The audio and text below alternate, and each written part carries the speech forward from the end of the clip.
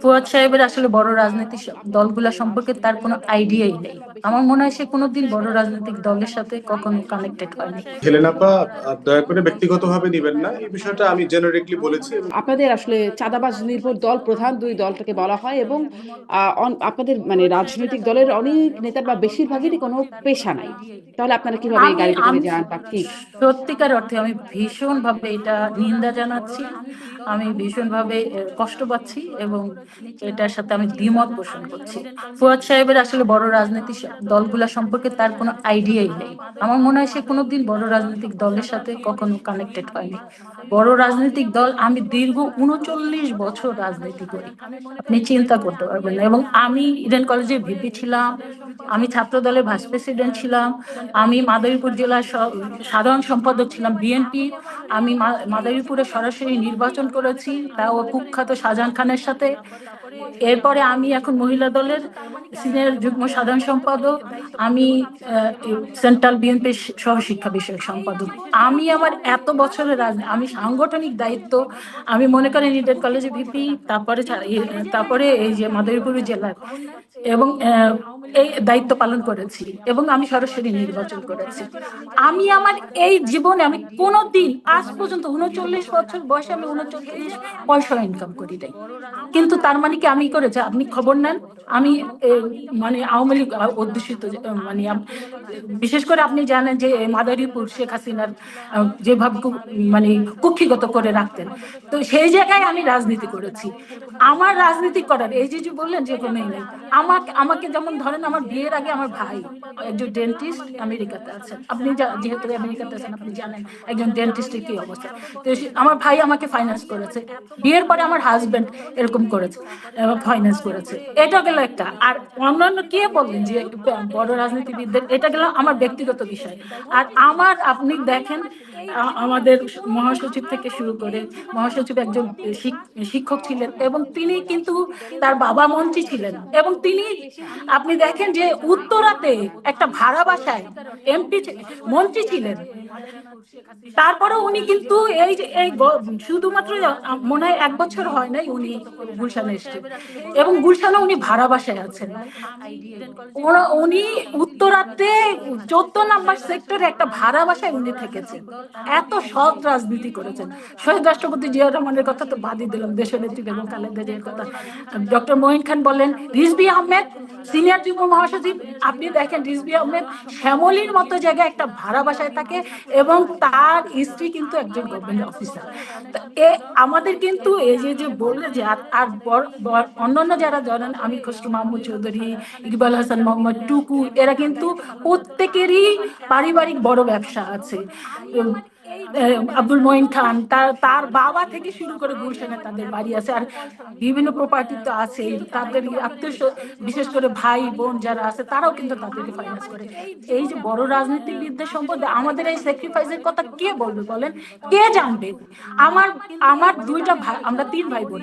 আমার 2 ভাই বোন, মানে আমার ভাই কিন্তু 90-তে আমেরিকাতে গিয়েছেন, আমার বোন 93-তে গিয়েছেন, আমার ফুল পরিবার আমেরিকাতে। আমাকে অনেক চেষ্টা করেছে আমেরিকাতে নিয়ে যাওয়ার, আমি কিন্তু যাইনি এই দেশের সেবা করবার জন্য এবং এই দলকে ভালোবেসে। আমাদের কথা তো, আমাদের এই যে স্যাক্রিফাইস, এটা তো কেউ কোনোদিন জানবে না।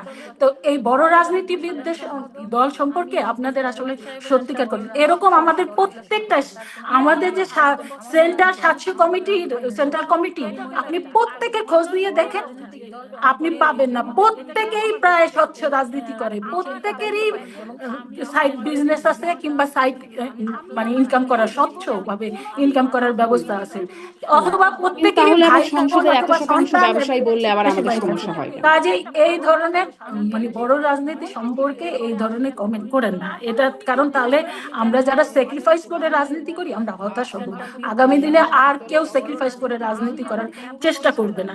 কাজে বড় রাজনীতি রাজনীতিতে হ্যাঁ এত বড় বিশাল দল বিএনপি, লক্ষ লক্ষ না কোটি কোটি কর্মী সমর্থক আছে, কখনো কখনো কেউ কেউ এর মধ্যে দুষ্ট প্রকৃতির থাকতেই পারে, কিন্তু সেটা সেটা আপনি দেখেন যে বিএনপির সর্বোচ্চ জায়গা থেকে তাদেরকে কোনো ধরনের সাপোর্ট করা হচ্ছে কিনা, যেটা আমরা অতীত দিনে দীর্ঘ 17 বছর এই ফ্যাসিস্টদের পক্ষ থেকে দেখেছি। তারা যেইভাবে মানে দুর্নীতিবাজদের দুষ্টদের লালন পালন করেছে সেইটা বিএনপির পক্ষ থেকে করে কিনা। কাজেই বিএনপি কে নিয়ে বড় রাজনৈতিক দল নিয়ে এই ধরনের কথা বলেন না। আর আমরা তো এত সত্যিকার শক্ত অর্থে অবস্থান থাকার গর্ববোধ পরেও করতে পারি। দুষ্টদেরকে খুব নিয়ন্ত্রণ করা যায় না, মানে এত দুষ্টু চলে আসে। এত না, এত বড় দলের যেখানে বললাম তো কোটি কোটি লোক, এই কিছুদিন মানে 2-3 দিন আগেই আমি নুরুল হক নুরুর একটা বক্তব্য দেখছিলাম যে দুষ্ট লোক সব জায়গায় আছে, শুধু বদনাম হচ্ছে বড় দল বিএনপির। তো বিএনপিতে এত বড় দল, সেখানে দুষ্ট লোকেরা যেখানে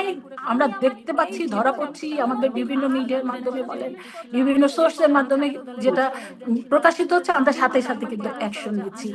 এই যে বিএনপির যে এত ধন্যবাদ। স্যাক্রিফাইস, একদম বিএনপি শেষ প্রশ্নে আমি পরিবারে শেষ করে ফেলবো, অনুষ্ঠান অনেক লম্বা হয়ে গেছে।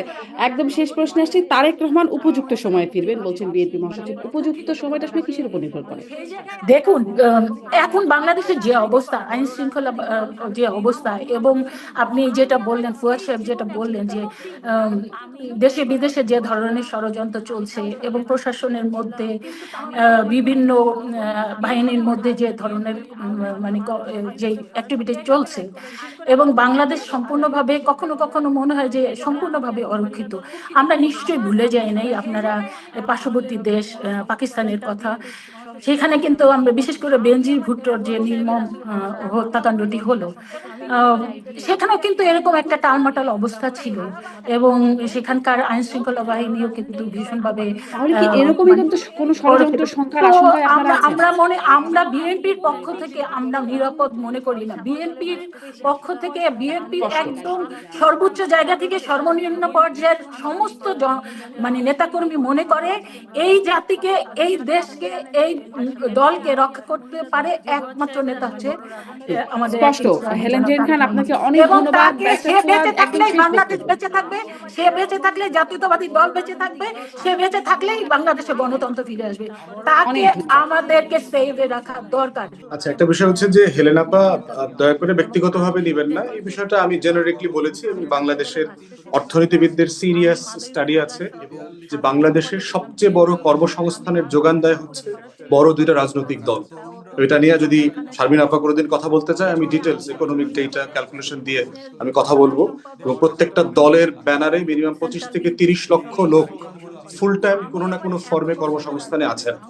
এবং আইন শৃঙ্খলা এই যে ডেটোরিয়েট করেছে আওয়ামী লীগ যাওয়ার পর, এর একটা বড় কারণ হচ্ছে সাডেনলি কোনো নোটিস পিরিয়ড ছাড়া 30 লক্ষ লোক বেকার হয়ে গেছে, যারা আওয়ামী লীগের ল্যাসপেন্সার আকারে ছাত্রলীগ, যুবলীগ, স্বেচ্ছাসেবক লীগ, কিশোর গ্যাং, এই ঘাট ঘাট মাঠ ইজারা তুলতো, টাকা পয়সা তুলতো, এই লক্ষ লক্ষ মানুষ তার ভারতে পালায় যেতে পারে না।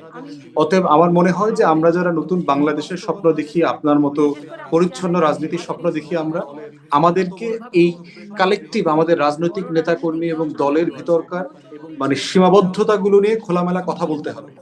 কথা বলেই শুধুমাত্র আমরা একটা ওয়ে আউটে আসতে পারবো। কারণ বাংলাদেশটা যদি করতে চাই, পলিটিক্যাল পার্টিগুলোর নিজস্ব আভ্যন্তরীণ সংস্কার ছাড়া এটা আসলে সম্ভব হবে না। তারেক রহমানের ব্যাপারে যেটা বলেছেন, জেনুইন কনসার্ন, আমি আপার সাথে একমত। এবং আমি বোধ করি যে তারেক রহমান এবং জিয়া পরিবারের সদস্যদের সিরিয়াস সিকিউরিটি কনসার্ন আছে। এবং এবং এবং বিএনপি নেতাদের সাথে আমি বিভিন্ন সেক্টরে আপাতত ধারণা করেছে, আমার সাথে অনেক নেতার পরিচয় নাই, আমার সাথে আসলে সবার সাথে যোগাযোগ এবং পরিচয় আছে, আপনাকে আশ্বস্ত করতেছি।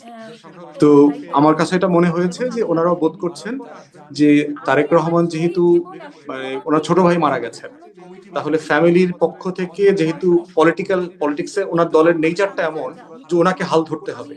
আর কোনো বিকল্প ব্যক্তি এই মুহূর্তে দলের সামনে নাই যে দলটাকে পুরোটা মিলে হাল ধরতে পারবেন।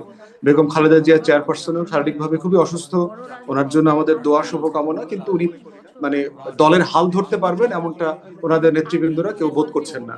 তো এই বাস্তবতায় তারেক রহমানের সেফটি সিকিউরিটি তো সিরিয়াস কনসার্ন। একটা দলের, এত বড় একটা দল, দেশের সবচেয়ে বৃহৎ রাজনৈতিক দলের লিডারশিপের কোশ্চেন জড়িত আছে।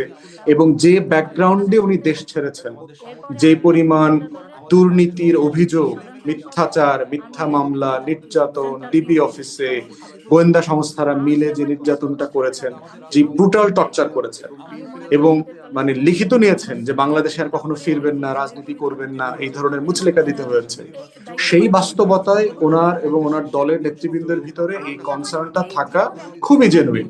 এবং আমি আশ্চর্য হব না যদি এরকম কোনো ঘটনা ঘটে যে বিএনপি ওনাকে ছাড়াই নির্বাচন করে ফেলবে। নির্বাচনে বিএনপি সংখ্যাগরিষ্ঠ আসন পেয়ে গেল, সরকার গঠিত হলো, এরপরে আসবেন উনি দেশে ফিরবেন। সো লিডারশিপের এমন একটা রিয়েলিটি আছে যে যেহেতু বিএনপি গত 16 বছরে ভাঙে নাই, এই লিডারশিপের অধীনে আওয়ামী লীগ বিরোধী, ফ্যাসিবাদ বিরোধী আন্দোলন করেছে, একসাথে ছিল, সংগঠিত ছিল, তারেক রহমানের নেতৃত্ব যেভাবে প্রতিষ্ঠিত হয়ে গেছে, এই বাস্তবতায় নির্বাচনের আগে আসা পরে আসার ভিতরে জাতীয় রাজনীতিতে খুব বড় পার্থক্য হবে বলে আমি মনে করি না। আর বাংলাদেশে বিএনপির বাইরে এত বড় দল হওয়ার কোনো পসিবিলিটি রিসেন্ট মেমোরিতে আমি কারো সম্ভাবনা দেখতে পাচ্ছি না। তাই আমি ইনফ্যাক্ট কোনো চ্যালেঞ্জ দেখতে পাচ্ছি না in real sense. Owner security এখানে এই জায়গাটাতে বিএনপি নেতৃবৃন্দরা যে কারণে খুব সুপ্রিম